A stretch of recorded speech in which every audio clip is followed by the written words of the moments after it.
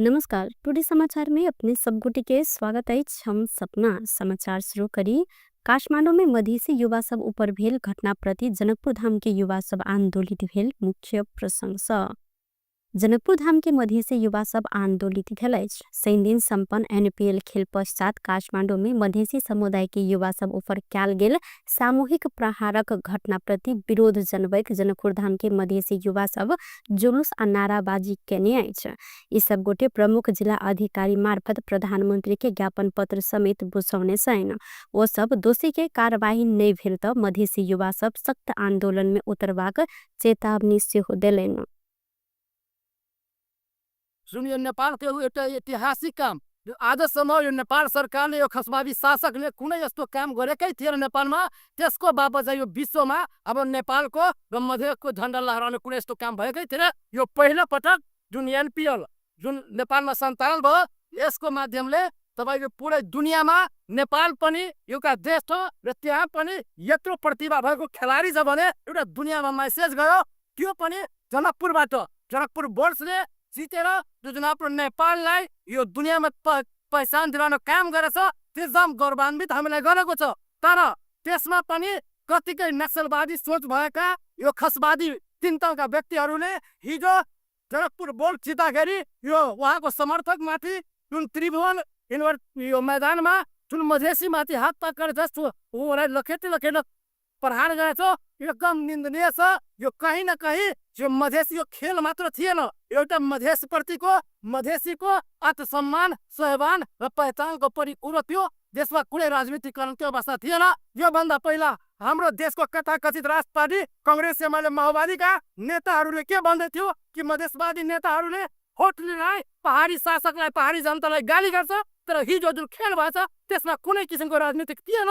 तथापि हाम्रो मधेसी युवामाथि मधेसी विद्यार्थीमा र खेलाडीमाथि जुन देशको गौरव छ उहाँप्रति जुन अभद्र व्यवहार गर्नुभयो त्यसको हामी निन्दना गर्छौँ। यस्तो घटनाबाट भोलि मधेसी युवालाई त्यो यो खसवादी शासकलाई यावत गराउन चाहन्छौँ। यही मधेसी युवा छ 2062 जनआन्दोलन याद होला। यो खेलाडीलाई जुन अभद्र व्यवहार गरेछ र मधेसी माथिको दमननीति काठमाडौँमा रोकिएन भने फेरि त्यो मधेस आन्दोलन हुनेछ भने चेतावनी दिन्छौँ। धन्यवाद। जय मधेस। कालखन संपन्न भेल एनपीएल के खेल में जनकपुर बोर्ड्स टीम जितलाक बाद मधेसी युवा के पीटपाट आ किछ युवा घायल भ अस्पताल भर्ना भेल फोटो आ वीडियो सार्वजनिक भेल अछि। एहि घटना प्रति मधेसी आयोग समेत ध्यान आकर्षण पत्र बुझैत प्रहरी प्रधान कार्यालय के घटना में संलग्न सबके पहचान करैत दोषी के कार्यवाही के लेल अनुरोध केलक अछि। प्रधानमंत्री KP Sharma Oli Nepal premier league NPL के पहल संस्करण के उपाधि विजेता जनकपुर बोर्ड्स के सम्मान केने छथि। प्रधानमंत्री निवास बालुवाटार में आई भेल कार्यक्रम में प्रधानमंत्री ओली उत्कृष्ट प्रदर्शन के साथ नेपाली क्रिकेट के स्तर ऊपर ल जाई भूमिका निर्वाह केने कहत टोली के बधाई देने छन्। शनि दिन कीर्तिपुर क्रिकेट मैदान में भेल खेल में जनकपुर बोर्ड सुदूर पश्चिम रोयल्स के पराजित करैत उपाधि जीतल अछि। प्रधानमंत्री ओली आगामी दिन में थप बड़का सफलता हासिल करबाक लेल शुभकामना दैत विश्व में ख्याति प्राप्त बैट्समैन समेत नेपाली होव सकत देखावत जहिन आत्मबल सीप आ उत्साह कायम कर लेल आग्रह केलनि। मधेसी आयोग शनि दिन जनकपुर बोर्ड्स आ सुदूर पश्चिम रोयल्स बीच भेल अंतिम खेल पश्चात जनकपुर बोर्ड्स के समर्थक सब ऊपर सामूहिक रूप में प्रहार केने समूह के यथाशीघ्र पहचान क कानूनी कार्यवाही के प्रक्रिया आगा बढ़ाव प्रहरी प्रधान कार्यालय के पत्राचार केने अछि। आयोग प्रहरी प्रधान कार्यालय के एकटा पत्र पठबैत जनकपुर बोर्ड्स के समर्थक ऊपर हाथ हथियार प्रयोग कर घायल बनेने तथा सामाजिक संजाल मार्फत नस्लीय आ रंग भेदी शब्द प्रयोग केने अराजक तथा उद्दंड समुदाय के तुरंत पहचान करते कानूनी दायरा में आन कहल गेल अछि। आयोग के अध्यक्ष डॉक्टर विजय कुमार दत्त एहि प्रकारक सांप्रदायिक तथा सामाजिक सद्भाव ऊपर खलल पहुंचाव घटना से मधेसी समुदाय प्रति अन्य समुदाय के दृष्टि की रहल अछि बात समेत उजागर भेल जिक्र केलनि। अध्यक्ष डॉक्टर दत्त एहन घटना प्रति राज्य तथा प्रहरी प्रशासन संवेदनशील नहीं भेल त सामाजिक सद्भाव आ राज्य के चौतरफी विकास ऊपर नकारात्मक असर समेत पड़त जानकारी करौने छन्। आयोग के सदस्य जीवछ प्रसाद सहित के उच्च स्तरीय टोली घटनास्थल के स्थलगत निरीक्षण करत घायल सब संग के भेट के विस्तृत विवरण बुझ कर अगाडि आयोग थप सशक्त निर्णय लेत अध्यक्ष डाक्टर दत्त जानकारी देने सायथ। जनकपुर बोर्ड्स पहिल नेपाल प्रीमियर लीग एनपीएल के उपाधि जीतल संगे मध्य प्रदेश के युवा सब साधु संत सबके भंडारा केने अछि। सैन दिन भेल एनपीएल के फाइनल में जनकपुर बोर्ड सुदूर पश्चिम रोयर्स ऊपर 5 विकेट के जीत निकालने सल।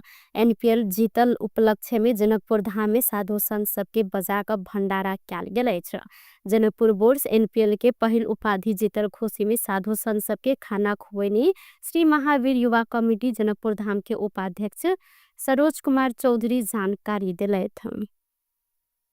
म सरोज कुमार चौधरी उपाध्यक्ष श्री महावीर युवा कमिटी जनकपुर धाम। हामीले हिजो जनकपुर बोर्डको लागि जितको लागि हामीले यो राजदेवी मातामा र यो हवन कुण्डमा हामीले हवन पनि गर्यौं, विशेष पूजापाठ गर्यौं। त्यसैको उपलब्धि हामीले आज जनकपुर बोर्डलाई जिताउन सफल भयौं। त्यसै कारणले हामीले साधु भण्डारा राखेको छु। यहाँ बादमा तपाईँ हेर्दै हुनुहुन्छ हामीले यसैको व्यवस्था गरेछु जुन हामीले जिते पक्षमा छु त्यही भएर। ओ सैन दिन फाइनल खेल से पहले जनकपुर की जीत के लिए पूजा आराधना से हो कैल गेल जानकारी करौने सलेना।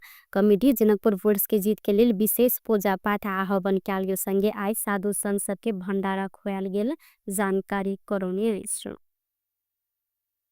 नेपाली कांग्रेस के महामंत्री Gagan Thapa Nepal premier league NPL के फाइनल खेलक बाद जनकपुर बोर्ड्स के समर्थक सब ऊपर कैल गेल नस्लीय आ सांप्रदायिक व्यवहार दुखद रहल जिक्र केने सायथ। ओ अय प्रकारक क्रियाकलाप केने के तुरंत कार्यवाही कर सरकार समक्ष मांग से हो केलेन। अय प्रकारक हरकत सब केने कोनो बोटे के बहाना में कोनो स्वीकार नहीं हैत जानकारी दिलेन। ओ सामाजिक संजाल में कहने सहित जनकपुर बोर्ड्स के समर्थक प्रति किछ व्यक्ति आ समुदाय सब भेल नस्लीय आ सांप्रदायिक व्यवहार निके दुखद रहल अछि। मधेसी आयोग अय के कानूनी उपचार खोजत कार्यवाही कर गृह प्रशासन के सिफारिश केनिए जे एकदम सकारात्मक रहल अछि। सरकार अय में तुरंत कार्यवाही आगा बढ़ायल जाए, ई हरकत सब कोनो बहाना में स्वीकार्य नहीं हैत। सैन दिन फेल फाइनल खेल में जनकपुर बोर्ड सुदूर पश्चिम रोयर्स के 5 विकेट से पराजित करत एनपीएल के उपाधि जीतल छल। महोत्तरी के कारागार में एक गोटी थुनवा के हृदयघातक कारण मृत्यु भेल अछि। लागू औषध दुर्व्यसन तथा कारोबार मुद्दा में पूर्व पक्ष के लिए थुना में रहल सिंधुली के कमलामाई नगरपालिका 7 के 30 वर्षक निराज सोमवार के आय मृत्यु भेल कारागार प्रशासन द्वारा जानकारी कराल गेल अछि। जिला अदालत मोहतरी के आदेश में 6 महीना से थुना में रहल हिनका आय भिंचर स्वास्थ्य में समस्या महसूस भलाक बाद तत्काल जलेसर अस्पताल लजाल गेल सल। हृदयघात से हिनकर मृत्यु भेल चिकित्सक जानकारी करेने कारागार के सूचना अधिकारी रविंद्र चंद्र ठाकुर जानकारी दिलेन। किराना दुकान में अवैध लागू औषध बेच बिखिन केने आरोप में सशस्त्र प्रहरी बल के टोली एक गोटे के नियंत्रण में लेनी अछि। नियंत्रण में रहल वीरगंज के प्रगति नगर के राजा राम मोहतो कोइरी रहल सैन। प्रस्तावित सीमा सुरक्षा गुल्म वीरगंज से सशस्त्र प्रहरी नायब उपरीक्षक सूरज रिजाल के कमान में खटल गन 13 पर्सा बीओपी शीर्षिया आ वीरगंज भन्सार कार्यालय के संयुक्त टोली हिनका नियंत्रण में लेने अछि। वीरगंज 3 प्रगति नगर में ओ संचालन के लिए सृष्टि किराना जनरल स्टोर से लागू औषध बरामद कैल गेल अछि। 5टा कार्टून में अवैध रूप में भंडारण क राखल गेल 1,51,860 कैप्सूल ड्रामाडोल हाइड्रोक्लोराइड नामक लागू औषध बरामद कैल गेल अछि। स्टोर संचालक कोइरी के समित वीरगंज भन्सार कार्यालय अगाडि से सशस्त्र प्रहरी बल नियंत्रण में लेनी अछि।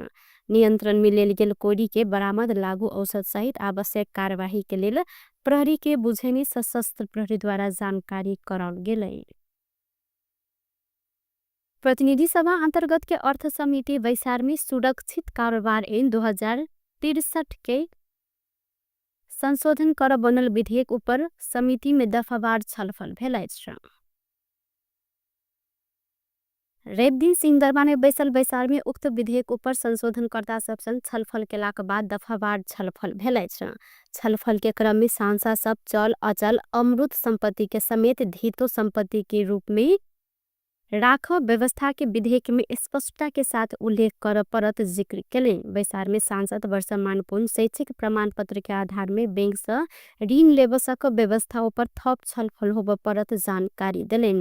ओ समाजवाद उन्मुख कहल गेल शब्द संविधान में नहीं रहला से सब विधेयक में राख आवश्यक नहीं रहत धारणा से हो रखलैत। अहिना सांसद डॉक्टर प्रकाश शरण महत शैक्षिक प्रमाण पत्र के आधार में बैंक ऋण देव व्यवस्था कानून में उल्लेख केना उचित नहीं रहल जानकारी दिलेन। अहिना सांसद पदम गिरी शैक्षिक प्रमाण पत्र आ सिप के प्रमाण पत्र के चल संपत्ति के रूप में व्याख्या कर प्रस्ताव नीक भेलो पर कानून में अय प्रकारक व्यवस्था भेलाक बाद ऋण असूल नहीं होव अवस्था में थप कठिनाई आवश्यकत धारणा रखलैन। राख्नु पर्छ भन्ने मलाई लाग्दैन। राख्नलाई पनि अन्यथा हुँदैन, तर संविधानकै मूल स्पिरिट नै समाजवाद उन्मुख हो। त्यसो हुँदा चाहिँ यसमा त्यति जरुरी नहोला जस्तो लाग्छ मलाई। एकातिर यता चाहिँ युवा स्वरोजगार कोषमा पनि उसको चाहिँ शैक्षिक प्रमाणपत्र राखिरहेको हुन्छ, ऋण दिन्छ, शैक्षिक प्रमाणपत्र कानुनले कहीँ पनि भए जस्तो लागेन छ कि तैपनि अब साथीहरूले सुनिसकेपछि एउटा धारणा बनाउला। अरू विभिन्न उसमा पनि उसका चाहिँ शैक्षिक प्रमाणपत्र या चाहिँ उसको नागरिकता या चाहिँ पासपोर्ट धितो जस्तो राखेर ऋणहरू दिइरहेको हुन्छ। कानुनले कतै व्यवस्था छ या चाहिँ हामीले व्यवहारिक रूपले चाहिँ कार्यविधिहरू बनाएर गरिरहेका छौँ। यसमा स्पष्ट भएपछि कहीँ राख्न पाए राम्रो हुन्थ्यो हामीले गरिरहेको कुरोलाई भन्नु खोजे। राष्ट्रिय सभाबाट जुन आएको छ त्यो नै सफिसियन्ट जस्तो लाग्छ।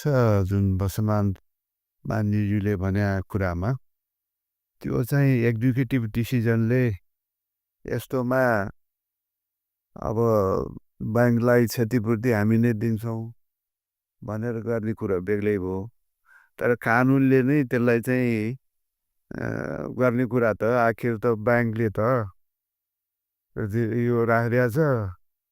अब दिएन भने त त्यो त ब्याङ्क त घाटामा जान्छ, लेन्डर त घाटामा जाने हो। त्यस हुनाले यस्तो कुरा चाहिँ कानुनमा लेख्न सकिँदैन। त्यो चाहिँ अब एक्जिक्युटिभ निर्णयले हामी त्यसको क्षतिपूर्ति ब्याङ्कलाई चाहिँ हामी गरिदिन्छौँ भनेको खण्डमा जतिखेर पनि त्यो निर्णय गरेर चाहिँ गर्न सकिहाल्छ। त्यस कारण यसमा यो सर्टिफिकेट धितो राखेको कुरालाई नै कानुनले चाहिँ म्यान्डेटरी बनाउने कुरा चाहिँ त्यो स्वाभाविक हुँदैन। शैक्षिक संस्थाबाट प्राप्त योग्यताको प्रमाणपत्र एवं सिपको प्रमाणपत्रलाई समेत चाहिँ चल सम्पत्ति सम्झाउनुपर्छ भन्ने प्रकार जुन संशोधन माधव सापकोटाजीले ल्याउनु भयो मानिजीले, सरस्वती हेर्दाखेरि चाहिँ यो राम्रो नै देखिन्छ होइन। शैक्षिक प्रमाणपत्रहरूलाई धितो राखेर चाहिँ र उसको प्रोजेक्ट बेसमा चाहिँ ब्याङ्कहरूले ऋण दिनुपर्छ भन्ने कुरा हामी मात्र बोल्दै पनि आएका छौँ। वास्तवमा यो आवश्यक पनि छ, तर फेरि कानुनमा चाहिँ प्रमाणपत्रलाई राखेर हामीले त्यसलाई धितो राखेर लोन लिँदै रहँदाखेरि भोलि त्यसबाट चाहिँ त्यो फिर्ता हुने अवस्था बढेन भने ब्याङ्कलाई घाटा वा क्षति कहाँबाट प्रफिट हुन्छ भन्नु कुरा राज्यको पनि एक्जिक्युटिभ निकायबाट निर्णय नभइकन अङ्गमा यो कुरा राख्ने कुराले भोलिका दिनमा व्यवहारमा अलिक कठिनाइहरू उत्पन्न हुन्छ कि जस्तो लाग्छ। त्यस कारणले यस विषयमा अलिक राम्रोसँग सोचेर टुङ्गमा पुगौँ। अब मन्त्रालयको तर्फबाट पनि यहाँको अपोनेन्ट सुन्न चाहन्छौँ।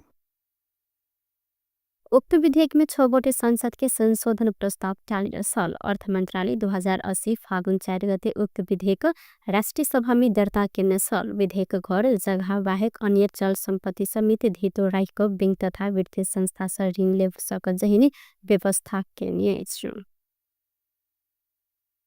कानून व्यवसायी सबके छाता संगठन नेपाल बार एसोसिएशन के 69वां स्थापना दिवस मनाल गेल छ।